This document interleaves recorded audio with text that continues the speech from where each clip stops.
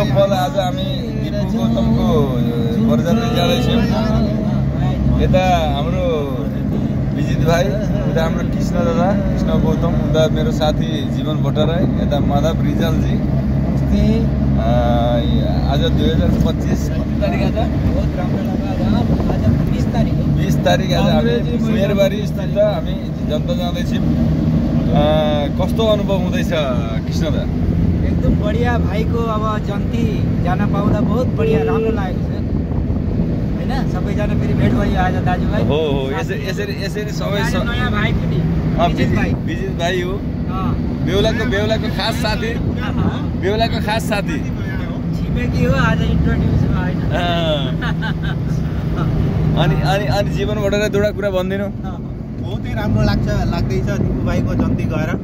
दिपुको सांसारिक जीवन सुखमय होस्, हामी आशीर्वाद दिन्छौँ। आजको मौसम पनि यति सुहाना, यति राम्रो मौसम छ, हामीलाई जन्ती गएरै मजा आउँदैछ। कृष्णदाले बिचा चुटकिलाहरू मजाले भन्दैछ, हँसाइरहेको छ, बहुत मजा लाग्दैछ। धन्यवाद शेखरज्यू, तपाईँले यो लाइभ गरेकोमा। Thank you. मैले लाइभ होइन, जस्ट रेकर्डिङ गरेको, रिमेम्बरका लागि, पछि हेर्नका लागि होइन। यादगार पल एउटा यादगार पल। अच्छा माधव रिजालजी, अब भाइ दिपुको बिहेको विषयलाई लिएर दुईटा कुरा। बडा राम्रो लागिरहेछ, फुर्ती लागिरहेछ। साथीसँगै भेट भइएको छ, डुल्न गइएको छ, हँसी मजाक गरिएको छ, जन्त जाँदैछ, खुसीको माहौल छ एउटा। अति नै राम्रो, अति नै माने खुसीको पल हो यो। त्यही भन्दैनन् जे हर पल यहाँ जी भर जियो, क्या है क्षमा कल हो न हो। त्यही हो जिन्दगीमा, त्यही हो इन्जोयमेन्ट गर्न सिक्नुपर्छ जिन्दगीमा। त्यही नै हो